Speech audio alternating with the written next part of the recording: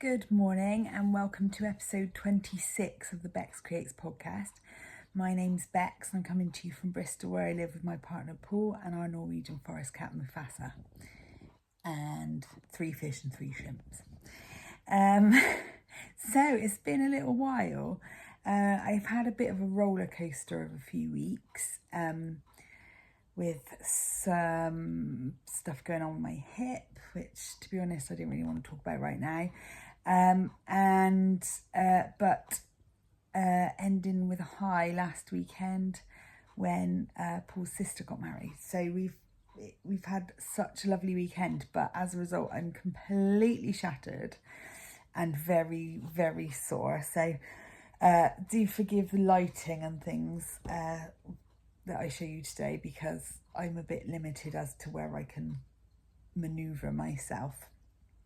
But I was desperate to film another episode because I've got so much to show you. Not actually a lot in the way of whips, because I'm kind of winding down towards the end of the month and hanging on for the 1st of July to start some new things. But I've got loads of finished objects to show you. So I'm going to crack on and do that today. I've only got one acquisition. And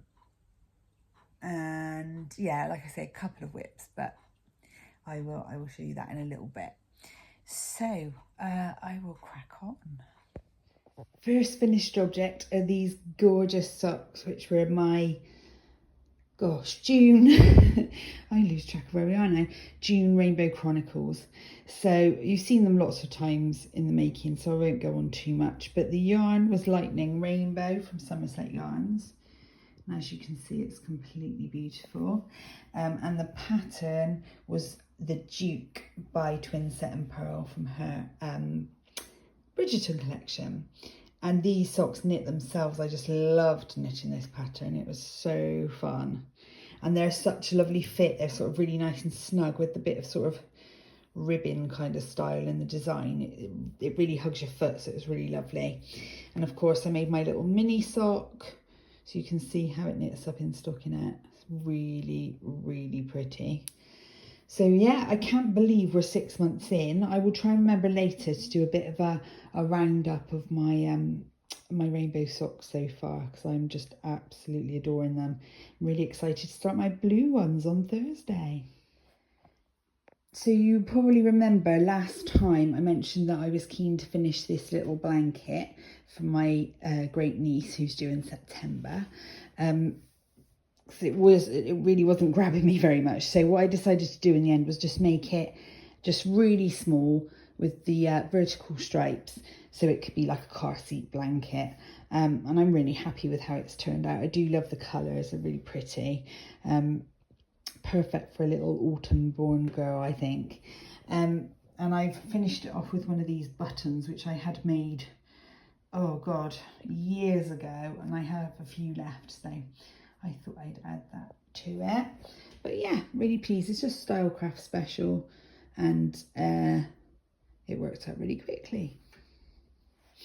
I know I showed you this finished a couple of weeks ago, but I hadn't put the buttons on yet, and I'm really pleased with how it looks. It does need another bit of a block because it's been folded up for too long, but I'll do that before I gift it. So this is probably, all being well, going to be a Christmas present for my great niece. I think it's the 6-month size, so fingers crossed she won't be too big, and it will fit her. If not, I'll just give it to her sooner. Yeah, I had a choice. I had some mother of pearl buttons, but I actually really liked how the blue kind of balanced it all out. So yeah, really chuffed with how that looks. The pattern is the Rosebud cardigan, and you're going to have to forgive me because I've completely forgotten the designer's name. But if you search Rosebud cardigan on Ravelry, you'll find it. I can't remember entirely, but I think it was a free pattern, and it's absolutely gorgeous. So yeah, I would thoroughly recommend. I've finished another pair of socks for my neighbour. As you know, she she's really into walking, and I made her and her husband a pair of socks, and they both absolutely love them, and asked if they could please have some more. So this has been a really good pair of sort of car knitting and chatting knitting, that sort of thing. Just a West Yorkshire Spinners. It didn't have a name, but it was quite fun to knit up with these sort of thin and thick stripe patterns. And I did a magic heel, which just makes them a bit flexible for gifting. So yeah, looking forward to making her some more. So you're getting a sneak peek here, because these socks are they're sort of a bit of prototype test for my David socks in my Schitt's Creek collection. So I decided just to make a shorty pair. The actual David ones are quite different, but I'm going to hang on and show you those in a few weeks. So I did, I think it was a 10 round cuff. I did it with an afterthought heel, so I just worked down with the pattern on the front, popped the toe in, and then I put the heel in, so there was sort of a 1.5 to 2 inch calf leg, so it's just a bit above the ankle, a bit longer than a trainer sock. The yarn, sorry, the light's not great here today because it's so grey, but the yarn is Satsuma in my stocking. It's much more turquoise in real life, which is one of Claire and John's Christmas colourways, and this one's on a sparkle base. I wonder if I can get, that's a bit better. Yeah, but it's beautiful, and they practically knit themselves because they were so fun. I know you've seen these before, but I just wanted to show you my latest sock in the Schitt's Creek collection. These are inspired by Alexis, and they are called the Little Bit socks. And these are going to be out this Sunday, which will be the 4th of July. And there will be a discount code. I haven't decided what that's going to be yet, so when I publish this video, I'll pop it in the box down below. But yeah, these are a really fun, quite simple knit. They lend themselves to a lot of different kinds of yarn, although I've just used this undyed sparkle, and I actually really like the effect. And you say a massive thank you to Suzanne for sending me the yarn. It was so kind of you, Suzanne. Thank you. From Green Lambkin Yarns. I've got a bit of a pull there. I'll have to sort that out. But yeah, hopefully you like it. I've put I finished all 4 socks now, and I've put them together, and I'm so happy with how they look in a set. So I really hope you enjoy knitting them too. Right, the camera's pretty precarious, so apologies if it falls over. But the light's quite good here, so fingers crossed this is going to work. So I'm just going to show you my whips. I have started a new one since last night. In fact, I've started 2 quite sizable projects, which has been quite out of character for me. And in fact, I have no socks on the needles at the moment, because I'm going to hang on for Thursday for the 1st of July. So I have cast on this sweater, which I know I mentioned before that I wanted to. This is called, I'm going to say Yume by Isabel Kramer. And it doesn't have one short sleeve and one long sleeve. I'm not going to knit it like that. I'm going to do the short sleeves. And it's just a really simple rounded yoke with this tiny bit of lace at the top, and I just really liked the kind of relaxed look of it, like how she's wearing it with jeans, I'm assuming, but I reckon it would look really nice with denim shorts as well, with the short sleeves. So I was really keen to crack on. The great thing as well, for my size in the short sleeve version, I only need 2 skeins of yarn. So hers is actually knit with lace and I think some kind of mohair or alpaca held together, but I didn't want to do that because I want it to be a really light summer top, so I've just knit it in 4-ply. And I also went up quite a bit on the needles just because I know my gauge is tight. I didn't swatch, I have to be honest. But it has come on a treat. I haven't been able to put it down. I'm just loving it, So one of the best things about this pattern is there's no ribbing around the neck. It's just got a roll neck. So when you start, you're straight into the pattern. So you don't have that, oh, I'm really, really excited to start this pattern, and then, oh, I've got to spend the first hour knitting rib. So it's got some short rows to make the back higher. Really nice shaping, and it's really nice and easy. She uses German short rows with the double stitch method, which is definitely my preferred way. I don't like wrap and turn at all. And yeah, really liking it. I also had the presence of mind to stop at a point just after I separated for the sleeves, and actually put the sleeves in, so that when I finish the body, I don't have to go back and do the sleeves. I'm just done.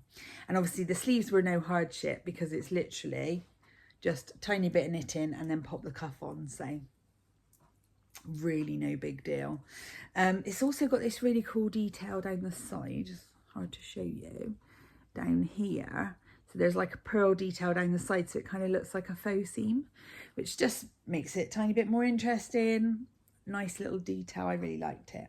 The yarn are some second skeins that Claire gave me, and it is their scuba colorway, but it went patchy in the dye process. But actually I really like that. It kind of adds to the relaxedness of it. It gives it a bit of a sort of worn, stone washed kind of effect. So I really, really like it. And this is my second skein, and I've still got that much left to finish the body, so it's going to be absolutely fine. And also I lost that much to a very nasty yarn bath situation, so 2 skeins is plenty. I think I'm knitting the 3rd size up. So yeah, I'm really excited to get this off the needles now and wear it. So I think while I've not got many whips on the needles, while I'm waiting for Thursday to cast on my rainbow socks, I'm going to really go at this and hopefully get it done. Which would be really exciting. I've just realised it looks ever so similar to what I'm wearing, but that's the lighting, because this one is in the Wedgwood colourway, which is much more blue. I don't knit all the same jumpers, honestly. Right, I'm just going to reach down here where I've got all my bags. I've cast on a project which I've been intending to cast on for most of 2021 so far, and I was sort of saving it for post-op, but at the moment that feels like it's never going to happen, and I had the urge to do it. So it was really good, because my mojo was very low, my mood was very low, so I thought, right, I need something to kickstart it all, and actually this gave me a real boost and a real focus and a bit of joy, so why not?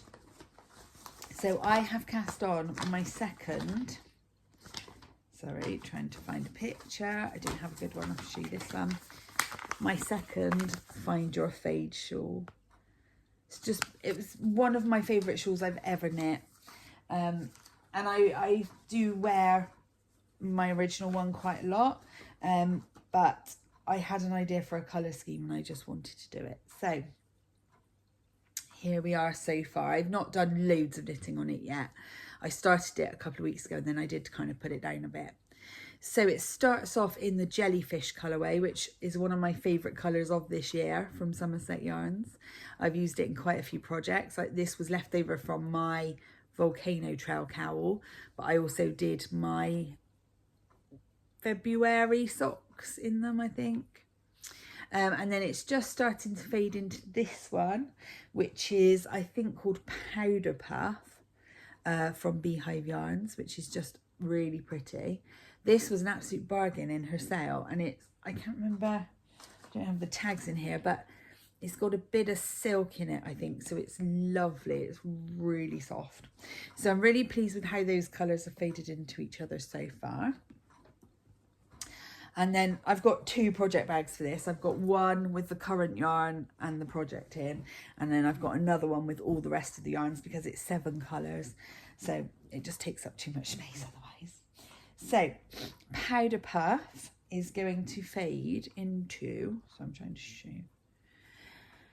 Powder Puff is going to fade into this one, which I believe is Arizona, also from Somerset Yarns. Most of them, in fact, all of the rest are from Somerset Yarns. Tracy did a collection which just seemed to go perfectly in a fade together in just the colours I was looking for, so why go anywhere else? So again, this was left over from my Volcano Trail, and I've also used it for one of my socks. The next one, I've got to remember which way they go now. The next one is this, which is Rave. This is one of my favourite Somerset yarns of all time. It's just so cool, so funky, and it picks up on the speckles from this one, but moves to a whiter background. Then, which way was it going? This way. So the next one is this one, which is Phoenix. And I've always been very proud of this one because I helped Tracy name it. She popped this one on her Instagram and said, what shall I call it? And I thought with the sort of the fiery, flamey colours and the grey ashes, I thought Phoenix and the ashes just seemed to work. And actually she'd named this one Arizona right before, so it went well with that as well. So yeah, Rave into Phoenix. And then I think the next one was going to be this one, which is Midnight Arizona. So it's got the speckles from this one, but on a grey base. And it picks up on the greys in this one and brings them through a bit darker. And then finally, I thought I'd finish with a bit of a softer colour and fade into... Oh, in fact, did I have them that way round? They may go this way round. I can't remember. I've got a photo somewhere. But this one is just a plain colour that Tracy dyed up called Silver Fox. And it was in her sale. It was a really good bargain, but also I just quite like the name. I thought it was quite funny. So yeah, it's going to be a long-term project. I'm not going to rush it. It's a massive shawl, so I'm not intending on wearing it until the depths of winter. But I know it's a lovely knit and I'm really excited to make it.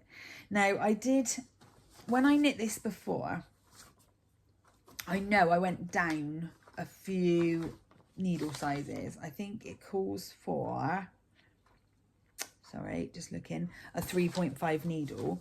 And I think I went down to a 3.25, and I was really happy with that at the time because I know everyone else's were turning out massive. And being a bit of a smaller person, I thought I needed a bit of a smaller shawl. And I was really, really happy with the finished size. But I'm almost certain that since then my gauge has tightened up a lot. And I know, like everything I knit, I have to go up a needle size. So I've stayed at 3.5 this time. So it'd be interesting to see how this compares to the last one I made, which I probably made, oh gosh, when would it have been? Probably 2018, so probably about 3 years ago. It was a bit after it came out and there was the initial flurry of everyone knitting it. So yeah, it'd be interesting to see how my gauge has changed in that time, but I'm almost certain I'm a lot tighter, which is unusual. I think people get looser, don't they? I'm not sure. And it's weird because I'm a very relaxed knitter. I'm not tense or anything. I don't know why I'm tight. It's just how it comes out. Okay, and then, excuse me, I need a drink. I've used my voice more this weekend than I have in months, so I'm a little bit on the croaky side. So this I was very, very excited about. So I talked last time about how I decided not to carry on with my northeasterly blanket because it just wasn't making me happy. I wasn't wanting to work on it and I wasn't making any progress. So I think I showed you before, I made this massive basket of all of my Bird Street yarns, and so many people have really kindly contributed to this collection. So it's really lovely to have so many of Claire and John's yarns in one place. So I eventually decided that I wanted to make basically the Battenberg blanket. I've not actually bought the pattern. What I've done is I've just used the solid granny square pattern from Lucia Attic 24, which I just knew. I've done it before, it's just in my head, so I thought that'd be easier. And I decided to alternate the colours with a grey, so I went for Drop Snored because it's soft. It's 45% alpaca, 30% polyamide and 25% wool. So it's really nice and soft and also really affordable. I think I bought, was it 12 balls? I bought 12 balls to get over my £25 for free delivery. Yeah, and it was about maybe £26, so absolute bargain for all of that. It's going to last ages. And so I've started alternating the grey with the colours, and so far I've done a row of 12 squares, because what I thought was I don't really know how big I want it to be, and I don't want to do, I don't know, 20, 25 squares in a row and kind of commit myself to being a massive blanket if I don't have enough yarns, or I don't end up wanting it that big, if you see what I mean. So I thought if I start with 12, and then I can always add to the edges and make it wider and longer as I go. But I'm really loving, it's really showing up every single yarn. Is a real celebration of all the different colorways, and it's lovely to make. It's 15 minutes per square, including the joining, which is the dream. I've not got a single end to sew in, because they all go in as I go along, and it's just lovely. And I'm hoping Claire will be able to, and John will be able to take this to festivals and kind of use it as swatches, really, which would be really useful. And I'm really enjoying coming across sort of old colourways and favourite colourways as I go along. So it's a really, really nice make so far. I'm sort of trying to conduct a bit of an experiment with the drop snored to work out kind of roughly how much I might need. And so far, so I've done 2 rows of 12 and an extra 4 squares on the next row. And so that's 12, 13, 14 grey squares so far. And this is what I've got left out of the first ball. So I'll get at least another one out of there. So the grey is going to go absolutely miles, but it doesn't matter if I have any left, because grey yarn, always useful. So finally, I just wanted to share an acquisition that was a massive surprise. So we got home from the wedding yesterday, obviously a little jaded, a little sad it was all over. The weather was awful. It was real that like, oh, come down the day after. And there was a parcel waiting for me, and I thought, I haven't ordered any yarns. And then I saw on the package, it said London House Yarns, and I know they did an update a few days ago, and I was really very keen on a few of the yarns, but I was good, I didn't buy any. And I opened the package, and inside was this, which was the exact one I really, really wanted to buy. Just beautiful pastel stripes, and it's called Here Comes the Sun. And this has got a real significance for me as well in the title, because one of my closest friends, her mum, we lost her mum 5 years ago, and Here Comes the Sun was one of her favourite songs, and every time I hear it I think of her. So the fact that it was named after that was really special too. So anyway, I didn't know who it was from. There was no note. There was an invoice, but there was no note. So I sort of texted a few friends, and they didn't know anything about it.